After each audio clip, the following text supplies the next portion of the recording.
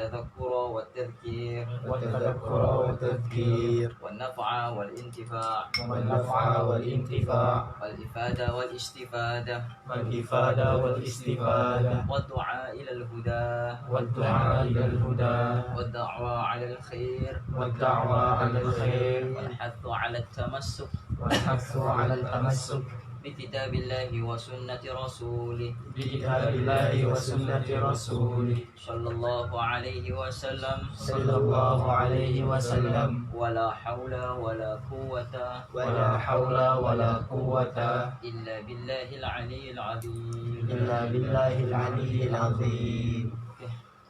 Masuk bab yang pertama. Masuk bab yang pertama, bahagian yang pertama di dalam kitab Bidayatul Hidayah. Bab baru. Adab-adab melaksanakan ketaatan.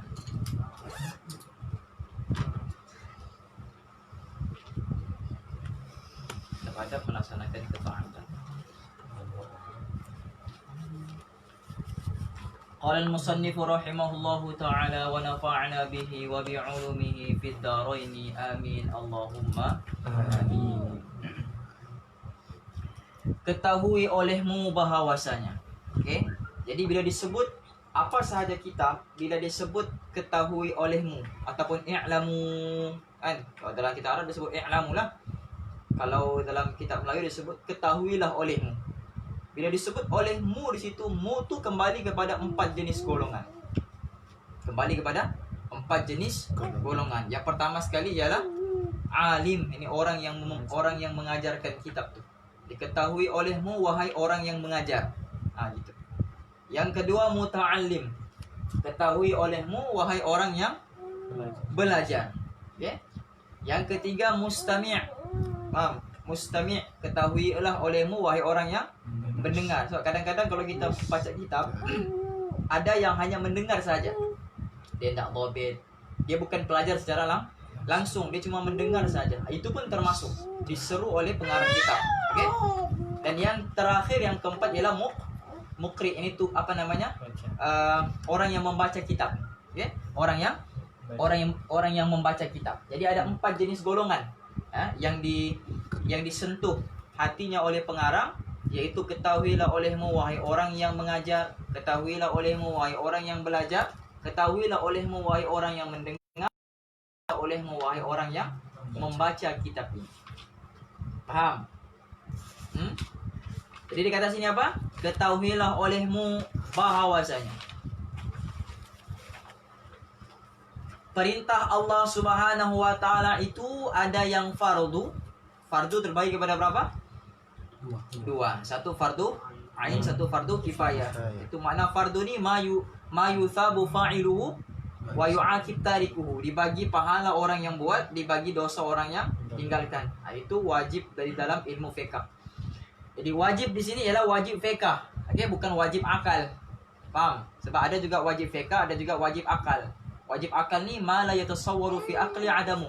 Perkara yang tidak dapat digambarkan di akal akan ketiadaannya. Itu kita belajar dalam ilmu hukum akal. Okey, dalam belajar ilmu akidah, ilmu tauhid. Dan juga ada yang sunnah. Jadi ilmu agama ni, perintah Allah ni ada yang wajib, ada yang sunnah. Jadi bab yang kita belajar ni bab tentang adab.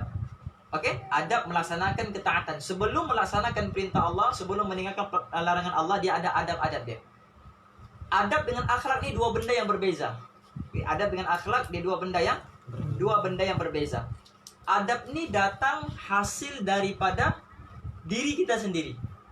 Adab ni datang hasil daripada diri kita sendiri, itu adab. Tapi akhlak ni adab ni ialah hasil yang datang setelah kita belajar. Ilmu tentang adab terhasil selepas kita belajar. Itu adab. Dipelajari itu ilmu, dipanggil adab.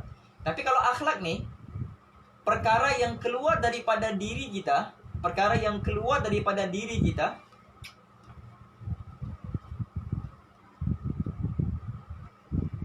selepas kita mempunyai akidah yang mantap. Itu dipanggil akhlak. Dia mempelajari akidah, dia mempelajari tentang ketuhanan sehingga dia mampu mengenali Allah dengan sesungguh-sungguhnya, dan lahirlah akhlak yang terpuji hasil daripada pengenalannya kepada Allah. Itu dipanggil akhlak. Jadi dia berbeza dengan adab. Dia berbeza dengan adab. Akhlak ini hanya untuk orang yang bertauhid, untuk orang yang beragama. Akhlak hanya untuk orang yang bertauhid, hanya untuk orang yang beragama. Sedangkan adab ini umum. Sedangkan adab adalah umum. Coba kita tengok di Jepun. Di Jepun cara mereka susun selipar, paham? Cara mereka beratur, cara mereka longkang mereka pun boleh jadi akuarium. Paham? Kita kena beli akuarium di Shopee dulu. Paham? Diorang nak bayar. Di longkang itu pun boleh jadi akuarium. Sebab apa? Adab. Paham? Sedangkan mereka bukan orang yang beragama. Bahkan ada yang menjadi ateis, yang tidak ada agama. Paham? Di Jepun lah sampai ada satu syarikat untuk bunuh diri. Siapa yang ada masalah boleh datang syarikat tu, dipersilakan untuk bunuh diri. Paham? Sampai begitu sekali di Jepun. Sebab apa? Sebab mereka tidak ada akidah. Paham? Jadi, tetapi kebaikan-kebaikan yang keluar daripada diri mereka itu dipanggil adab. Sesuatu yang keluar secara umum agama ataupun tidak. Sedangkan akhlak itu ialah benda yang keluar daripada diri orang yang beragama. Paham ni? Orang yang beragama. Sebab tu Nabi beritahu, innama bu'itsu liutammima makarimal akhlak, bukan makarimal adab. Paham? Aku diutus untuk menyempurnakan akhlak yang sempurna, bukan adab yang sempurna. Paham ni? Akhlak ini sudah merangkumi adab lah. Jelas ya? Okey. Baik. Jadi sesiapa yang meremehkan adab, dia akan diharamkan daripada melakukan yang sunnah. Faham? Siapa yang meremehkan adab, dia akan terharam daripada melakukan yang sunnah. Termahrum dia daripada perkara yang sunnah. Dan sesiapa yang memuliakan adab, dia akan diberi kekuatan untuk melaksanakan yang sunnah. Itu beza dia. Siapa yang mengabaikan adab, dia akan terhindar ataupun terharam daripada sunnah. Dan siapa yang memuliakan adab, dia akan diberi kekuatan dalam melaksanakan perkara yang sunnah. Kerana adab itulah sunnah, sunnah itulah adab. Okey? Dia sebenarnya di dalam satu tajuk yang sama. Okey? Yang fardu ialah modal, iaitu asas perniagaan. Benda yang wajib kita buat. Faham? Dah kita ni hamba. Jadi hamba ni dia hanya mengikuti perintah tuannya, macam pekerja, dia hanya menerima perintah daripada majikannya. Jadi benda yang fardu ni ialah modal kita. Belum keuntungan lagi, hanya modal sahaja. Jual ikan pelaga ada modal kan Imran? Lepas tu jual RM15 kan, dapat 2 ekor. Itu modal, tapi keuntungannya itu hasil daripada sunnah yang diamalkan. Faham? Sunnah itulah dipanggil dia punya keuntungan nanti di hari akhirat. Faham? Jadi kalau kita hanya buat yang fardu saja, itu balik pokok yang balik modal. Tapi kalau kita tambah lagi dengan yang sunat, itu sudah keuntungan. Dengan modal ini kita akan selamat. Dengan modal akan selamat di hari akhirat. Sedangkan yang sunat itu ialah keuntungan, dan keuntungan ini kita akan mendapat beberapa darjat kelebihan. Faham?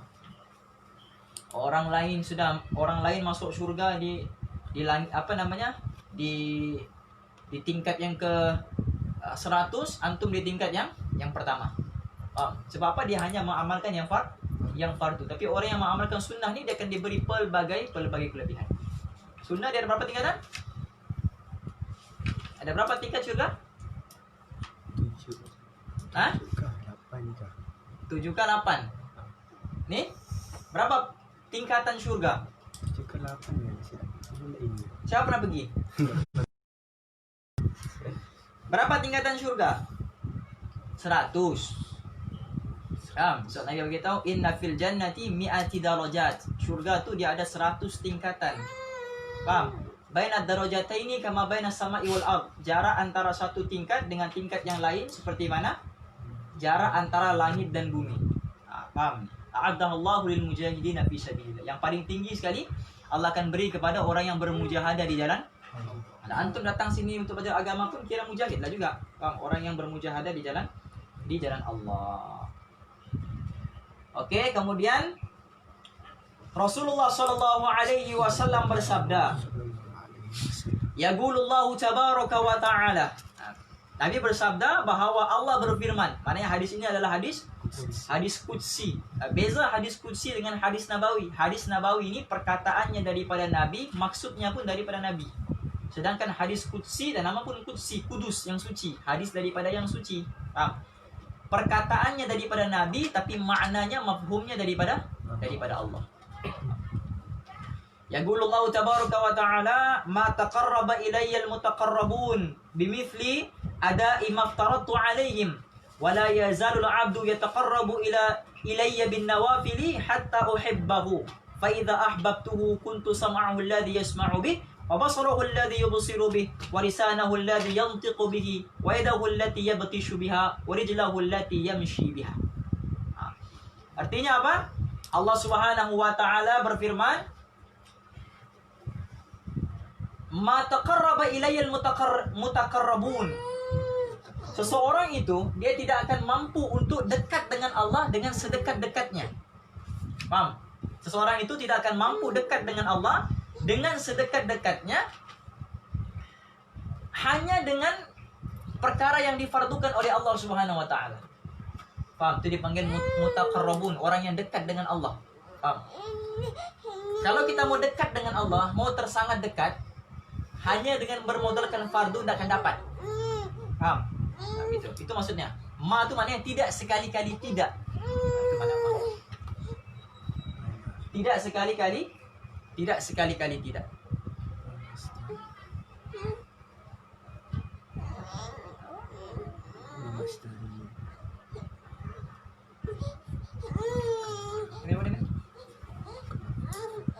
Bimithli ada amaftaratu alaihim. Tidak ada suatu cara pun yang lebih sesuai untuk hamba-hambaku menghampirkan diri kepadaku dengan seumpama mereka melakukan ibadat yang aku perintahkan ke atas mereka. Boleh dekat dengan perkara fardu, tapi tidak akan dekat sedekat-dekatnya. Paham ya? Itu maksudnya. Tidak akan dekat sedekat-dekatnya. Tetapi kalau kita mau semakin hampir dengan Tuhan, bin nawafil, semakin rapat, semakin dengan Tuhan, dengan amalan sunat. Misalnya kita kerja di kerja di restoran misalnya, tukang masak. Bukan tukang masak lah, kerja di restoran lah. Di mana-mana lah, majikan di kedai cuci kereta lah misal. Kedai cuci kereta. Tugas kita apa? Cuci kereta. Kereta datang cuci. Tapi dia nih bukan setakat kereta dia cuci. Bukan setakat kereta dia cuci. Tapi tempat basuh kereta, tingkap, dinding, itu pun dia cuci. Yang mana yang lebih disayang oleh majikan dia? Yang rajin tu lah. Faham? Yang bukan hanya buat perkara yang wajib dia buat, tapi benda yang bukan tugasnya pun dia buat juga. Faham? Mana itu akan disayang lebih oleh majikannya daripada orang. Macam tu lah kita dengan Allah. Faham? Kalau hanya sekadar kita mengamalkan yang fardu, Allah sayang, tapi itu memang kita punya kewajipan. Tapi kalau mau lebih dekat lagi dengan Allah, bin nawafil, dengan amalan-amalan sunat. Bahkan amalan sunat inilah yang akan menampung kita punya segala amal-amalan yang fardu yang lompang tu. Sembahyang kita yang tak khusyuk, sembahyang kita yang banyak cacat, itu akan di backup oleh sembahyang-sembahyang sunat. Puasa Ramadan kita yang banyak yang banyak lalai, yang banyak tengok benda-benda yang haram, cakap benda yang haram, itu akan di backup dengan puasa-puasa sunat, dan begitulah seterusnya. Okay? Dan sentiasa seorang hamba itu menghampirkan dirinya kepada aku dengan menambah amalan-amalan yang sunat setelah mereka melakukan yang fardu. Jadi jangan terlampau syok melaksanakan yang sunat sehingga meninggalkan yang fardu. Paham? Ini kita yang hana sampai 2-3 pagi, subuh jam 10. Paham? Sama siapa bohong. Paham kan? Jadi dia melebihkan yang sunat sedangkan yang fardu dia abaikan. Paham? Dia tak boleh begitu. Sehingga aku mencintainya. Nampak? Sehingga aku mencintainya. Hatta uhibbah, sampai aku mencintainya. Kemudian apabila aku telah mencintainya, maka akulah pendengarnya yang ia mendengar dengannya. Maknanya Allah akan jadi telinga kita yang kita gunakan untuk mendengar. Bukan maksudnya Allah jadi telinga. Ini bahasa kiasan. Antum faham kan maksud Ustaz? Okay? Maksudnya Allah, bila mana dia mau mendengar, Allah ada di telinganya. Sehingga dia mendengar benda-benda yang baik. Faham ni?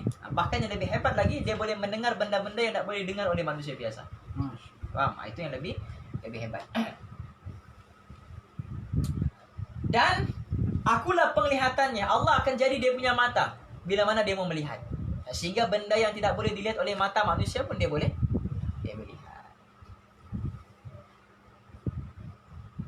Melihat dengannya, dan akulah lidahnya yang ia bercakap dengannya, dan akulah tangannya yang ia menyentuh dengannya, dan akulah kakinya yang ia berjalan dengannya. Di sini maksudnya seorang hamba Allah nih, wali lah nih, waliullah, paham? Orang yang sudah menjadi kekasih Allah.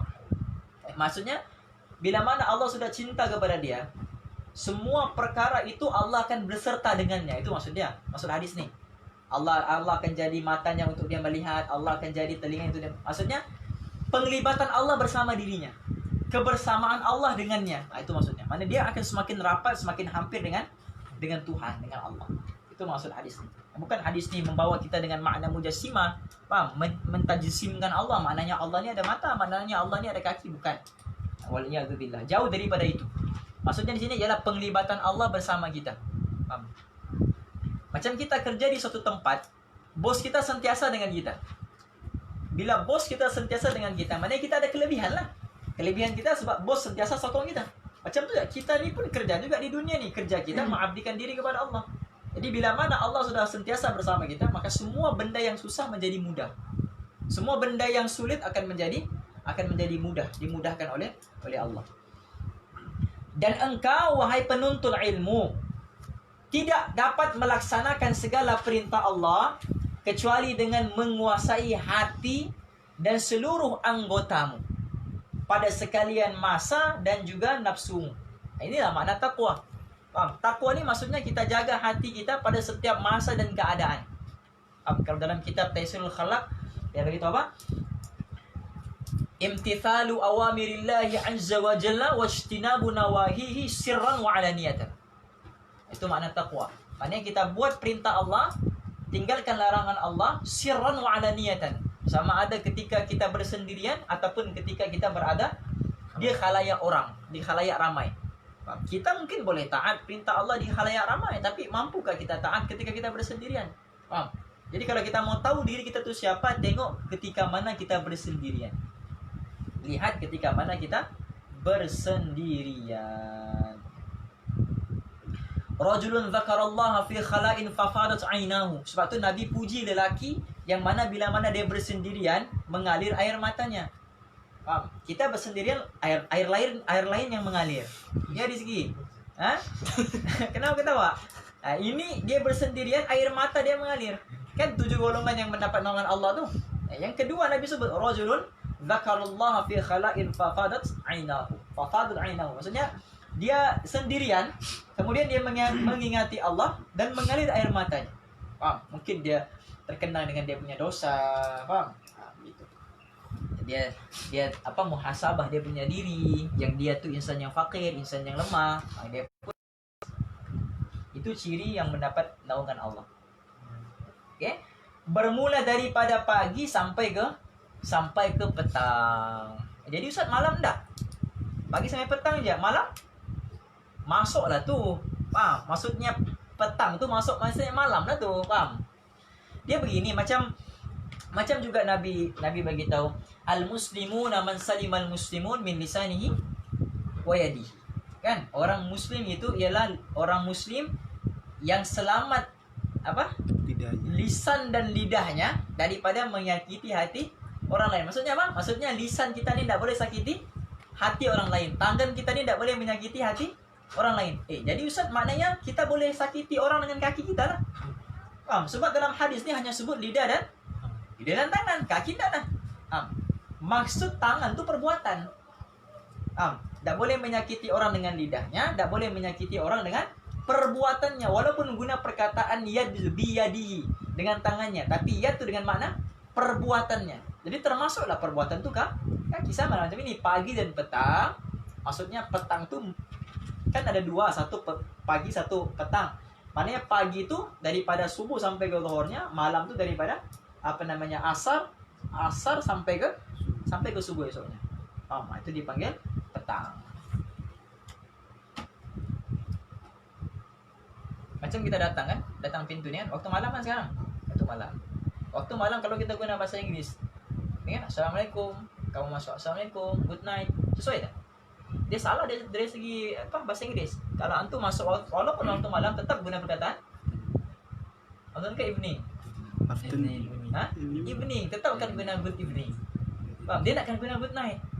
Faham? Walaupun waktu malam ni, good night ni hanya digunakan ketika waktu mau tidur. Tapi walaupun waktu malam jam 10 antum masih muzakarah, kawan antum datang, Assalamualaikum, good night. Salah, faham? Dia mesti good evening walaupun waktu malam. Sebab itu pun merujuk kepada petang. Faham? So,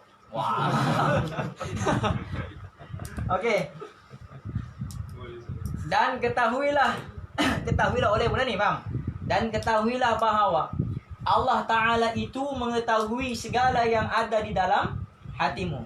Ya'lamu kha'inatal a'yun wa ma tukhfis sudur. Dia mengetahui khianat mata dan yang tersembunyi di dalam hati. Dan ia menilik segala yang ada pada zahir. Menilik ni apa? Melihat. Kita belajar di kitab ni kan? Apa ni? Kitab Penawar Bagi Hati tu kitab yang paling bawah dalam ilmu tasawuf. Faham? Kitab yang paling bawah. Tapi kata ulama, walaupun kitab yang paling bawah, tapi kamu amalkan sama macam kamu telah membaca keseluruhan isi kitab Ihya Ulumuddin. Mana kitab tasawuf yang tinggi. Faham? Kamu baca kitab Ihya Ulumuddin sekalipun tapi tidak amalkan, sama macam kamu belum pernah belajar kitab Penawar Bagi Hati. Sebab yang mau difokuskan oleh ulama bukan setebal mana kitab kamu, bukan setinggi mana kamu belajar, tapi sejauh mana pengamalan kamu terhadap apa yang kamu belajar. Faham? Kerana bidayah amal itu ialah bidayah amal tidak belajar. Apa? Bidayah amal itu ialah Belajar ilmu. Lupa sudah. Bidayah amal ialah Permulaan amal itu dengan bidayah belajar. amal. Dengan ilmu. Bidayah amal. Permulaan amal apa? Ilmu lah. Faham? Bidayah amal ialah ilmu dan nihayah ilmu ialah Amal. Ia melihat segala yang ada pada zahir dan juga batinmu. Semua tidak akan terlepas daripada penglihatan Allah. Dan ia mengetahui segala masamu. Maksud masamu di sini ni, Allah mengetahui kita ni daripada start alam barzah lagi sampai alam akhirat. Dia tahu.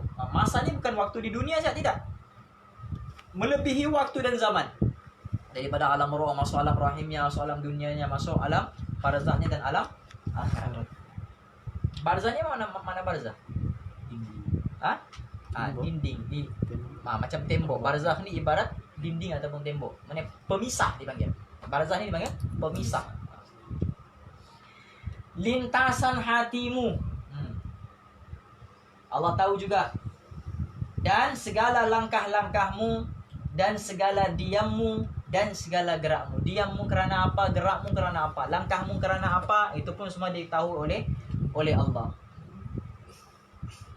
Dan sama ada engkau bergaul dengan orang ramai atau engkau duduk bersendirian, itu pun dalam pengetahuan Allah. Sebenarnya engkau sentiasa di dalam perhatian Tuhanmu. Hatta semut hitam di atas batu hitam pada malam yang gelap gelita, itu pun dalam pengetahuan Allah. Faham? Semut hitam di atas batu hitam, kemudian orang yang melihat tu pula pakai kacamata hitam, buta lagi dia. Faham? Dia buta, pakai kacamata hitam, dia mau cari pada malam yang gelap gelita. Faham? Jumpa tak? Faham? Tapi itu pun dalam pengetahuan Allah. Itu pun tak akan terlepas daripada pengetahuan Allah. Faham? Sami' dan basir. Yang maha melihat, yang maha mendengar lagi maha melihat. Kita naik motor tak pakai helmet, kan? Kita punya rambut pun bergerak-gerak, bergeser. Bunyi rambut walaupun ada di kepala kita, bunyi rambut tu kita tak dengar tu bergeser. Tapi itu pun didengar oleh Allah. Pergeseran rambut antara satu dengan yang lain, paham? Itu pun didengar oleh Allah. Jadi tidak ada yang terlepas daripada pengetahuan Allah. Sebenarnya engkau sentiasa di dalam perhatian Tuhanmu. Kita ni sebenarnya Kalaulah manusia ni yakin, kalaulah manusia ni sedar yang dia ni sentiasa dalam perhatian Allah, tak ada maksiat akan dibuat. Faham? Macam orang exam, kan? Kita semua pernah exam kan di sekolah. Pernah exam, SPM ke, PMR ke, apa-apalah. Tak berani meniru tu kalau ada pengawas. Rizki, tanya Rizki, dia raja meniru. Faham? Kita mau meniru tapi ada pengawas di depan. Ibaratlah kita sedang duduk exam dalam satu bilik, ada pengawas, ada CCTV lagi. Berani tak mau meniru? Tak berani. Jadi kenapa sekarang ni kita buat maksiat? Sebab kita anggap tak ada yang melihat kita. Tapi kalau kita bayangkan yang Allah ni sentiasa CCTV kita, melihat kita, ini tidak akan maksiat. Seperti mana pelajar peperiksaan yang sedang mengambil exam tidak akan meniru di dalam exam kerana dia yakin ada yang melihat. Seperti itu juga manusia tidak akan buat maksiat dalam dunia kerana dia tahu ada yang melihat. Ya ini Allah. CCTV yang tidak pernah padam. Faham? CCTV yang tidak pernah padam. Maka tidak diam sesuatu yang diam di alam alam yang nampak oleh manusia. Alam apa tu? Mulku, mana kerajaan. Alam mulku, kerajaan. Yang diam di alam ini alam yang tidak nampak oleh manusia dan tidak bergerak. Segala yang bergerak kecuali Tuhan yang menguasai sekalian langit. Okey? Oh, silap. Alam yang nampak oleh manusia dan alam malakut. Okay, alam yang tidak nampak oleh manusia. Dan tidak bergerak segala yang bergerak kecuali Tuhan yang menguasai sekalian langit dan bumi itu melihat dan mengetahui akan dia. Macam mana Allah tahu? Macam mana Macam mana Allah boleh tahu yang bergerak itu tidak akan terhijab daripada pandangan Allah. Kerana yang mengasih gerak itu juga. Faham? Memang tak akan terhijab daripada pandangan Allah. Tidak akan diam sesuatu yang diam melainkan dengan izin Allah, dan tidak akan bergerak sesuatu yang bergerak melainkan dengan izin Allah. Jadi sebelum dia bergerak, memang Allah melihat setiap pergerakan, tapi sebelum dia bergerak, Allah yang izinkan dulu bergerak. Faham ni? Qa'inatul a'yun wa ma tukhfis sudur. Artinya dialah Allah yang mengetahui pandangan mata yang khianat dan apa-apa yang disembunyikan oleh hati. Okay? Dan firman-Nya lagi, fa innahu ya'lamu sirra wa akhfa. Maksudnya Allah mengetahui rahsia dan yang lebih tersembunyi lagi. Maksudnya sirra wa akhfa ni tersurat dan tersirat. Tersurat dan tersirat. Allah tahu. Okay, misal, Ustaz bagi satu contoh.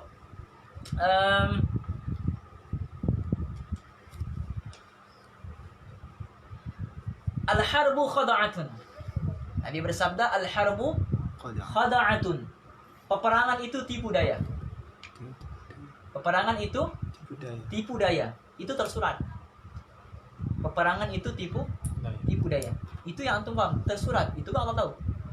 Tapi bila Ustaz sebut, Ustaz yakin bermain di fikiran antum apa sebenarnya maksud daripada al-harbu khada'atun ini.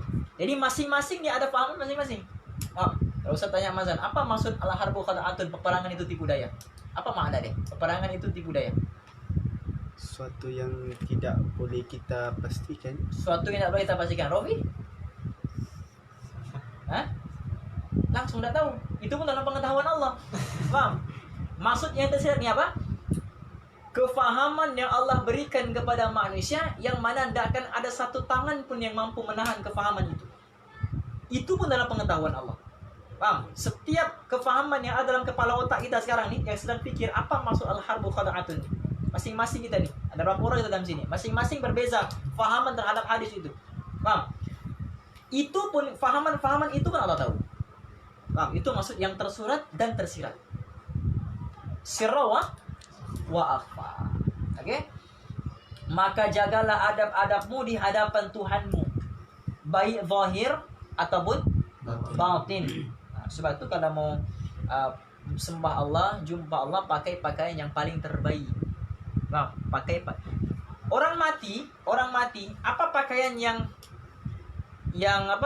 diguna pakai untuk orang mati? warna putih kan? Warna putih. Tapi sebelum dibalut warna putih tu letak wangi-wangian kan, letak minyak wangi, sunnah diletakkan minyak wangi, kemudian dibalut dengan rapi kan. Sebab apa? Sebab dia bakal bertemu dengan kita. Sebenarnya di dunia ni pun bertemu dengan Tuhan, yaitu di dalam sembahyang kita. Di dalam sembahyang kita. Jadi orang mati pun mau berjumpa dengan Tuhannya pakai pakaiannya elok. Itu kan sebagai muhasabah untuk kita. Kita pun mau bertemu dengan Tuhan pakai pakaiannya yang elok juga.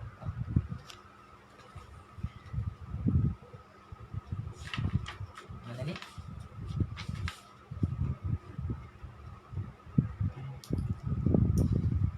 Jadi makruh kalau kita pakai baju-baju yang ada tulisan sehingga mengganggu orang yang berada di hadapan kita. Hukumnya adalah makruh. Faham? Jadi kalau mau pakai baju bertulis, undilah saya. Faham? Tidakkan karam kapal di lautan. Faham? Itu duduklah belakang sekali. Duduk di soft belakang sekali. Ini enggak imam lagi dia. Jadi orang pun akan baca tuh setiap apa? Setiap yang tertulis di baju kita tuh orang akan tulis. Tidak perlu berbaris di JT. Telepon saya, Rana Mail. Wah. Jadi orang akan baca. Jadi itu akan mengganggu kekhusyukan di dalam sembahyang kita. Nah, nih. Seperti beradanya seorang hamba yang hina yang banyak membuat kesalahan di hadapan seorang raja yang gagah perkasa. Antum tengok polis, askar. Kalau berbaris untuk satu event kan ada raja depan. Gatal macam mana pun dorang garuk tak? Tak garuk. Walaupun berbekas sudah digigit tu, memang tak begitu saja tu. Faham? Sebab apa? Sebab itu memang mereka punya protokol. So ada raja di hadapan. Ini kan pula raja segala raja. Kita itu. Nyamuk pun boleh mati dalam sembahyang. Faham? Jadi itu elakkan. Selagi boleh khusyuk dalam sembahyang. Seorang raja yang gagah perkasa, dan bersungguh-sungguhlah engkau menjalani adab sehingga Tuhanmu tidak melihat engkau di tempat yang ia larang. Jangan sampai Allah nampak ini di tempat yang kita larang, tempat yang Allah larang. Dan jangan sampai engkau tidak ada di tempat yang dikehendakinya kehadiranmu. Jangan sampai engkau tidak ada di tempat yang dikehendakinya kehadiranmu. Jadi Allah mau kita datang sini. Keluar. Memang sudah tu. Ini betul dia? Iya. Kenapa itu? Lain. Ingin tak? Masalah lain? Iya. Sambung. Okey, nak apa? Tempat-tempatnya Allah mau kita apa? Tempat menuntut ilmu, tempat-tempat yang baik. Jadi jangan sampai kita tak ada di situ. Allah tunggu kita punya kehadiran. Faham? Mana si Rizki ni tak datang-datang? Faham? Misalnya kemarin, mana si Rizki ni datang-datang? Apalagi alasannya? Faham? Sakit. Dia nak tahu ke syurga aku hidangkan untuknya? Wah, itu ibaratlah, itu contohlah, kan? Jadi jangan sampai tempat yang sepatutnya Allah mau kita ada, kita tidak ada. Tempat yang Allah tidak mau kita tidak ada, kita ada pula. Faham ni? Jangan sampai berlaku begitu.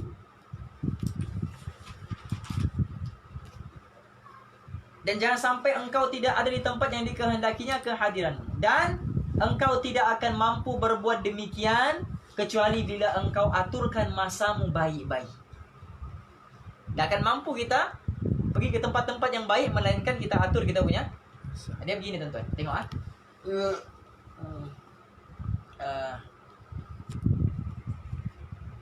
khalaqas samawati wal ard fi sittati ayyam. Allah menciptakan langit dan bumi dalam masa apa? Sittati ayyam. Sitah, 7 ke 6? Sitah. 7 6. 6. 7 ke 6? 7 sab'ah. Sittati ayyam. Allah ciptakan langit dan bumi dalam masa 6 hari. 6 hari. Tak boleh ke Allah ciptakan dalam masa sehari? Boleh. Tapi kenapa Allah ciptakan 6 hari? Adakah Allah ni lemah? Tidak. Allah ni maha perkasa. Tapi kenapa Allah ciptakan langit dan bumi dalam masa 6 hari? Tak boleh ke diciptakan 1 hari? Kan Allah ni gagal perkasa. Kalau betul-betul perkasa, 1 hari siap ke semua? Ini ayat-ayat anu ni. Faham? Ayat-ayat orang-orang yang tidak mempercayai kewujudan Tuhan. Kenapa? Ibnu Julmirat. Kenapa Allah ciptakan bumi langit dalam masa 6 hari? Kenapa enggak 1 hari je settle semua? supaya Goreng. supaya manusia ini berpikir ke apa nih, pikir apa, kenapa kamu tidak berpikir apa, gitulah. Aku yang berpikir dengan jawaban. Jadi kalau ciptakan 1 hari, manusia tidak boleh berpikir. Allah ciptakan 1 hari, lagi hebat manusia berpikir. Wih, hebatnya Allah 1 hari boleh siap. Nah, ini 6 hari. Apa? Ada hikmah tuh kan. Sebenarnya Allah mau ajar kepada kita nih apa? Atur masa dengan baik. Suruh ajar kita nih berperingkat-peringkat, atur dengan baik, susun dengan elok. Mau jadikan sesuatu yang hebat, jadikan sesuatu bernilai berharga, susun cantik-cantik, atur dengan betul. Perlukan masa. Walaupun Allah boleh ciptakan 1 hari semuanya, tapi Allah mau ajarkan kepada kita iktibarnya. Paham? Iktibarnya, pengajaran daripada penciptaan alam ni Allah mau ajarkan kepada kita. Paham? Begitu. Jadi mau buat satu kerja tuh, jangan terus siapkan semua sekali. Kita ni insan yang lemah. Paham? Jadi Allah ajarkan kepada kita, mau buat satu perkara yang hebat, atur. Ini peringkat pertama, ini peringkat kedua, ini peringkat ketiga, peringkat keempat. Hari ini buat ini, hari ini buat ini, hari ini buat ini, hari ini buat ini. Paham? Tuh Allah mau ajarkan kepada kita begitu, tertib dan pengurusan. Paham? Sama lah macam ini. Jadi kita kena aturkan kita punya masa ni baik-baik. Ya, paham? Supaya apa? Supaya kita dapat hadir di semua tempat-tempat yang baik. Kalau kita atur masa untuk yang baik, nescaya Allah akan hadirkan kita ke tempat yang baik. Tapi kalau kita atur masa atur masa dengan buruk, Allah sebenarnya kita sedang berjalan menuju ke tempat-tempat yang buruk. Sebab pengurusan masa pun kita buruk. Okay? Suatu Allah begitu apa? Ya ibadi tafarraqna ibadati. Wahai hambaku, luangkanlah masa kamu untuk aku. Nah, luangkan masa kamu untuk aku. Ini dipanggil apa? Rayuan daripada Allah. Allah bila sebut ya ibadi ni maknanya rayuan. Okay? Ya ibadi wahai hambaku. Tafarraq li ibadati. Tafarraq ni kalau kita baca bahasa Arab di dalam bab tafa'ul. Maksudnya dia ni memang tak ada masa sudah. Memang terlampau sibuk sudah. Tapi dia cari juga masanya untuk Allah. Itu makna tafarraq. Tafarraq li ibadati maksudnya apa? Dia memang tak ada masa sudah, tapi dia kosongkan juga masa dia untuk Allah. Paham? Itu makna tafarraq li ibadati. Wahai hambaku, luangkan masa kamu untuk mengingati aku. Apa yang Allah akan bagi? Amla sadaraka ghini wa asudda faqra. Aku akan penuhkan dadamu dengan kekayaan dan aku akan tutup lubang-lubang kemiskinan kamu. Bagi orang yang luangkan masa dengan Allah. Tapi di samping Allah puji tu Allah kecam juga kita. Allah ugut. Wa illa tafa'al, kalau kamu tak mampu bagi masa kamu untuk aku, sibuk kamu dengan dunia kamu 24 jam sampai lupa aku, amla sadaraka syuglan walam asudda faqra. Aku akan penuhkan dada kamu dengan syuglan, dengan kesempitan. Dan aku akan buka lubang-lubang kemiskinan kamu. Kerja sampai 2 pagi, 3 pagi, tidak juga kaya-kaya. Bahkan makin sempit dia rasa kehidupan. Sebab apa? Sebab dia tidak luangkan masanya untuk Allah. Faham ni? Okey? Dan engkau susunkan wiridmu. Apa wiridmu? Wirid itu apa? Susunkan wiridmu. Wirid ni tidak semestinya zikir. Wirid ni maknanya bacaan-bacaan kitab kita pun kita kena susun. Hari ini kitab apa? Baca. Besok kitab apa lagi mau dibaca? Faham? Macam kita wirid zikir-zikir kita. Faham? Zikir yang hari Isnin ni apa zikirnya? Selasa ni apa zikirnya? Misalnya ya Latif. Rabu apa zikirnya? Faham? Begitu. Sama juga macam kitab. Apa bacaan kita pada hari ini, apa bacaan kita pada hari esok dan sebagainya. Okey? Daripada waktu pagi hingga ke petang, maka dengarlah baik-baik, kerana aku akan menyebutkan segala yang disuruh oleh Tuhanmu, bermula daripada engkau bangun tidur daripada pagi sampai engkau kembali semula ke tempat tidurmu pada hari yang berikutnya. Jadi diajar kepada kita apa yang Allah perintahkan kepada kita daripada kita bangun tidur sampai kita tidur semula. Faham? Wallahu a'lam. Jadi kita akan masuk di dalam pelajaran yang pertama nanti, adab-adab bangun daripada tidur.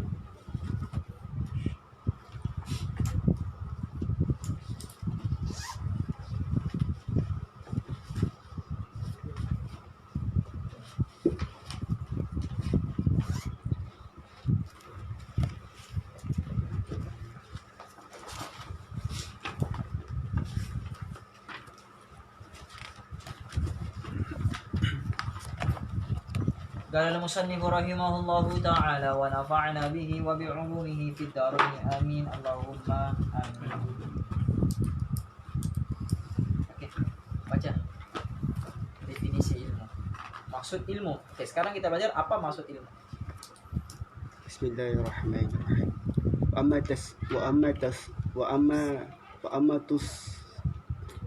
amma tafsiru ilmi Wa amma tafsirul ilmi fahuwa sifatun yatajalli biha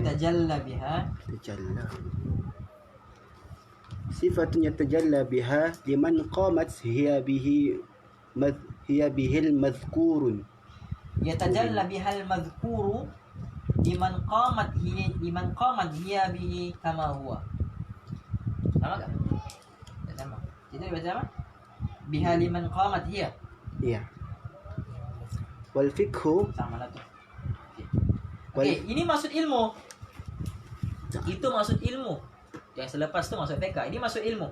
Apa dia ilmu?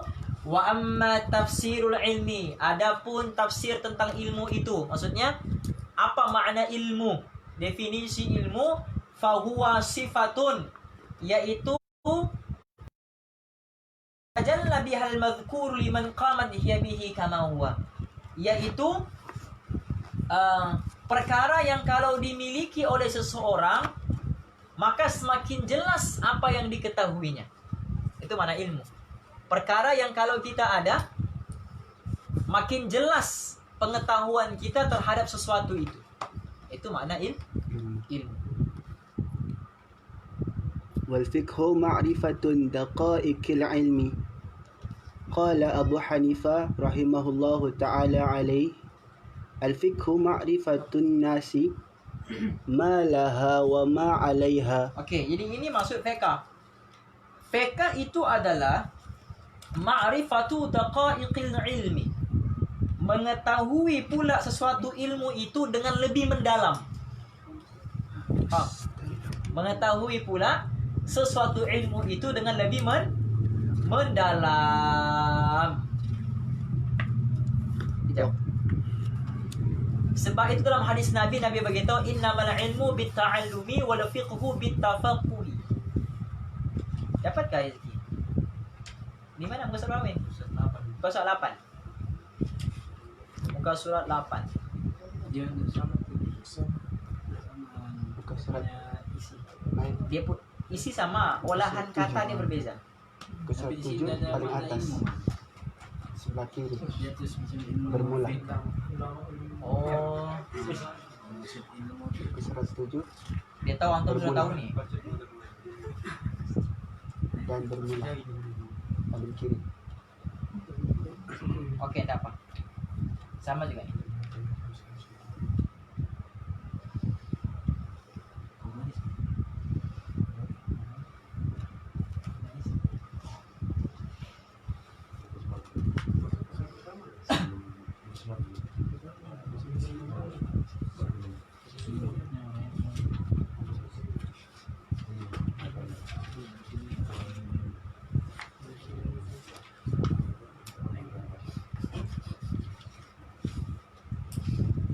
Nah, sama juga nih insyaallah.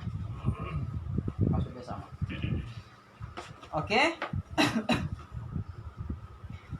Suatu Nabi begitu innamal ilmu bitta'allumi wal fiqhu bittafaqquhi.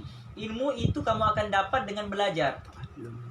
Ilmu itu kamu akan dapat dengan belajar. Sedangkan fiqh itu kamu akan dapat dengan bittafaqquh. Ini maknanya mendalami lagi daqaiqil ilmi, memahami ilmu secara mendalam. Daqiq, ilmu yang daqiq, ilmu yang dalam sangat digali, akhirnya menjadi faqih. Paham? Akhirnya menjadi faqih. Semua orang faqih itu alim, tapi tidak semua orang alim itu faqih. Paham? Semua orang alim itu semua orang faqih itu alim, tapi tidak semua orang alim itu faqih. Sebab syarat untuk faqih mesti dia alim. Faham? Jadi dia mesti mendalami dulu ilmu itu baru dia menjadi faqih. Jadi makna fiqh ini apa? Yaitu kita mengetahui dengan lebih mendalam sesuatu ilmu tersebut. Itu makna fiqh.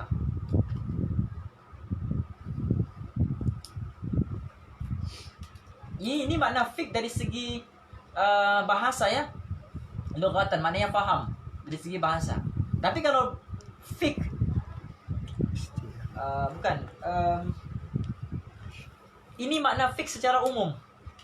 Sebab nanti dia ada fiqh tentang akidah, fiqh tentang fiqh, hukum hakam. Fiqh tentang hukum hakam lain lagi. Maksud fiqh dari segi syariat lain lagi. Ma'rifatu ahkami syar'iyyatil amaliyati. Itu makna fiqh dari segi istilahnya. Mengetahui ilmu hukum hakam syariat yang bersifat amalan. Itu fiqh juga. Tapi fiqh dari segi sudut syariat. Hukum hakam agama. Ini makna fiqh secara umum.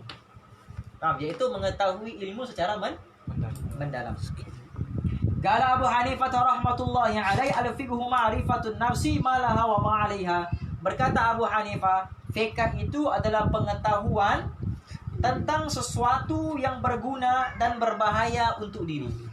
Apa yang penting untuk kita, apa yang berguna untuk kita, apa yang tidak berguna untuk kita. Itu fiqh. Paham?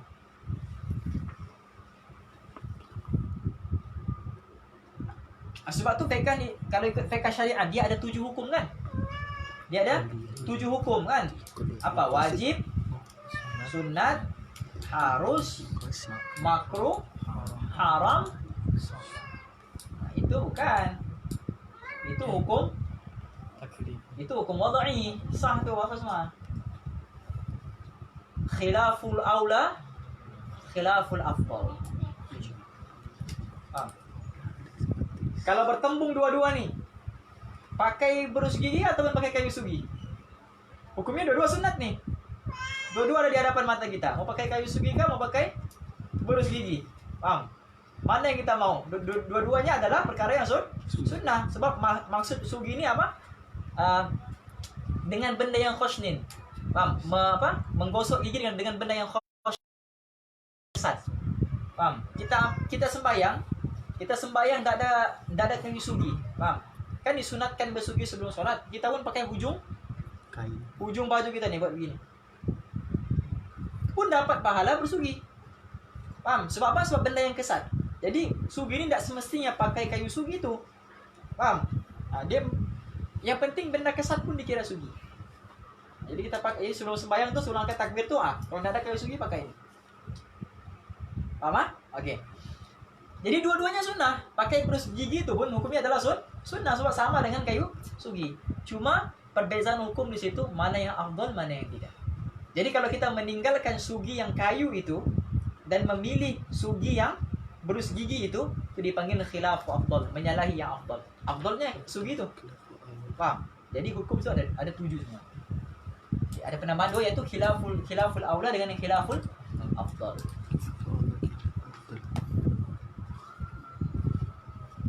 Terus وقال ما علم إلا للعمل illa lil amali bihi إلا بالعمل وعمل به ترك العاجل ajili lil ajili. فينبغي للإنسان. Dia jawab. Wa qala. Siapa yang qala tu? Yang telah berkata. Okey. Abu Hanifah juga. Faham? Jadi wa qala Abu Hanifah sama juga ya. Mal ilmu illa al amal bih. Maksudnya apa? Itu maksud dari segi yang tersiratnya, tidak guna kau ada ilmu kalau tidak amal. Itu yang tersirat. Yang tersuratnya, tidaklah dinamakan ilmu itu kecuali untuk diamalkan dengannya. Itu bahasa yang sopan. Paham? Tapi bahasa yang kasar sikit, tidak guna berilmu kalau tidak amal. Wala amalu bihi tarkul aji la aji. Sedangkan pengamalan ilmu itu untuk apa? Meninggalkan urusan dunia demi untuk urusan akhirat. Paham? فينبغي للإنسان ألا يغفل عن نفسه وما ينفع Allah يغفل ألا يغفل yaghfula. يغفل Fayambaghi lil insani alla yaghfula an nafsi.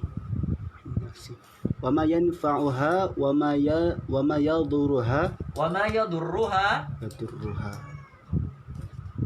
في أولاها wa akhraha Kalau ukhraha. ukhraha ya ukhraha Fi ulaha wa ukhraha. fayastajlibu ma Wa yastajliba. wa yasfa sini Fayastajliba. ya. Iyalah sama satu fa dengan wa tu sama apa dia. Ma yanfa'uha wa yajtanibu ma Wa yashtaniba. wa Sebab dia sebut wa yastajliba, ma yanfa, wa yashtaniba. Mesti pada depan juga. Yastajliba, wa yashtaniba. ma yadurruha kaila yakuna aklihi wa Kai la yakuna. Itu cara kita Arab. Oh. Bukan kaila. Ini bukan sayur kailan. Kai, itu maksudnya kai la yakuna aglu. Begitu. kai la yakuna Bukan aklihi kai yang Naruto yang kai yang kasih hilang kabus-kabus tu. Itu kai juga.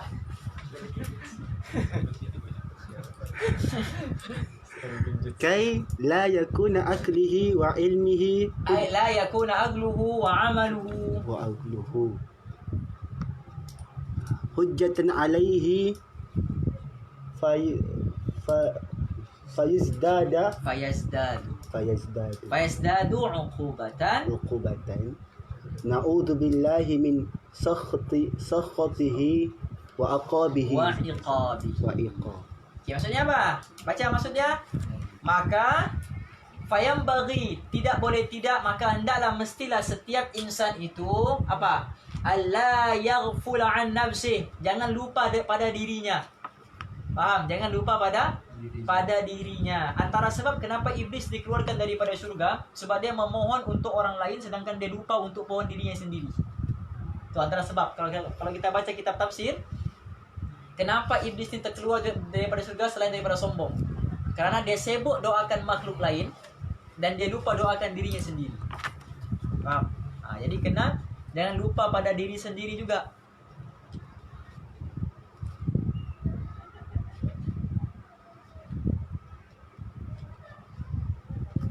Macam juga kita bangun tahajud waktu malam kan, kita doa. Doa tu kita doakan untuk siapa dulu?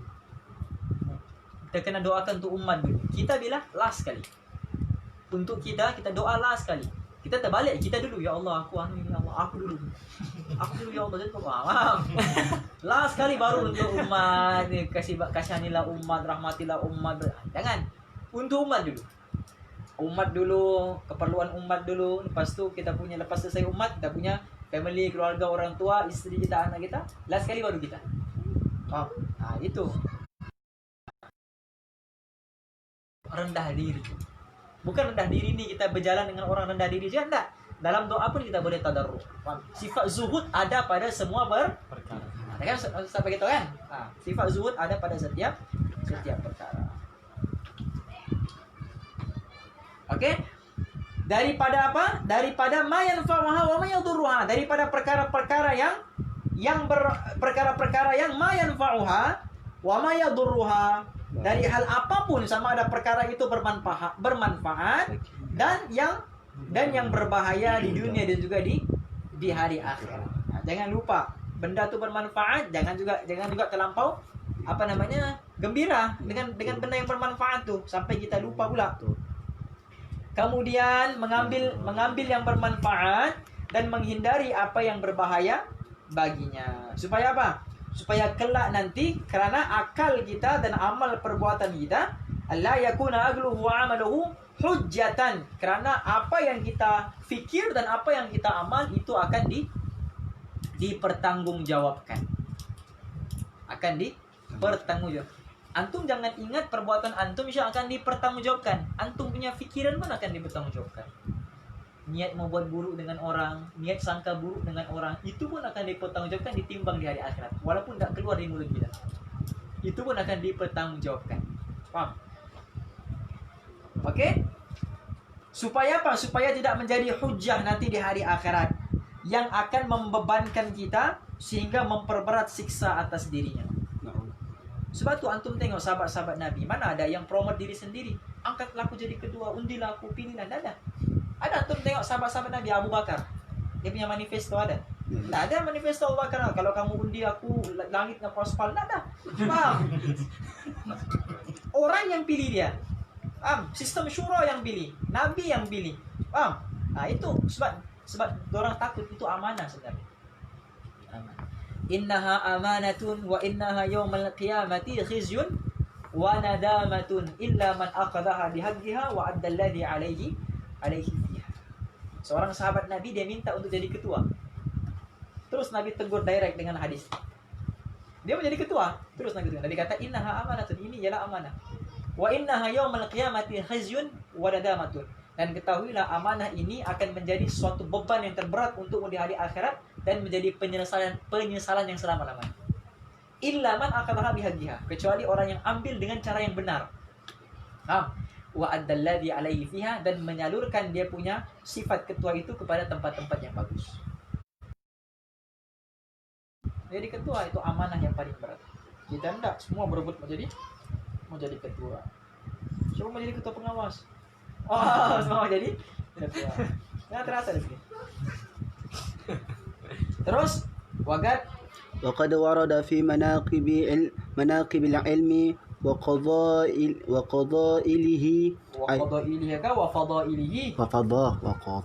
وفضائله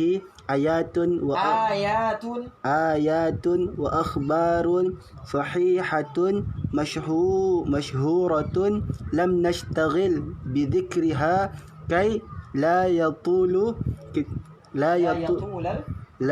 الكتاب فاعل. Baik. Jadi waqad warada fi manaqibil ilmi. Itulah. Waqad warada. Warada ini maknanya wirid. Paham? Telah disebutkan. Wirid kan zikir disebut. Jadi waqad warada telah disebutkan fi manaqibil ilmi wa fadailihi ayatun wa akhbarun wa sahihatun masyhuratun. Akhbarun wa sahihatun masyhuratun. Ayatun maksudnya ayat-ayat Al-Qur'an. Paham? Akhbarun maknanya hadis-hadis Nabi. Okey? Telah disebutkan banyak sekali ayat Al-Qur'an dan hadis-hadis yang masyhur tentang kelebihan dan keunggulan ilmu itu. Jadi banyak disebutkan kehebatan, keunggulan, keistimewaan ilmu telah disebutkan dalam banyak ayat Al-Qur'an dan banyak hadis Nabi. Paham? Jadi hadis Nabi di situ disebut sebagai akhbar. Jadi akhbar itu masuk hadis Nabi juga. Nanti kita belajar ilmu mustalah hadis. Dia ada bagi kita pecahan makna hadis. Ada yang sebut hadis itu sebagai khabar, ada yang sebut hadis itu sebagai athar, ada yang sebut hadis itu sebagai hadis. Ada juga yang sebut hadis itu sebagai sunnah. Jadi empat kalimat ulama dalam menerangkan apa makna hadis. Ada yang kata hadis itu khabar, ada yang kata athar, ada yang kata sunnah, ada yang kata hadis. Paham? Itu dalam kitab Mustalahul Hadis. Iya. Di atas ada kitab Mustalah Hadis yang sesuai untuk antum. Namanya Minhatul Mughith fi Ilmi Mustalahil Hadis. Minhatul Mughith. Oke, insyaallah. Wallahu a'lam. Habis kan? Lepas itu kita akan masuk dalam bab yang kedua, niat di dalam belajar. Ini paling penting. Salli ala sayyidina Faslun fi niyati fi hali ta'allum. wa ala alihi wa sahbihi ajma'in. Jadi ditambah kali.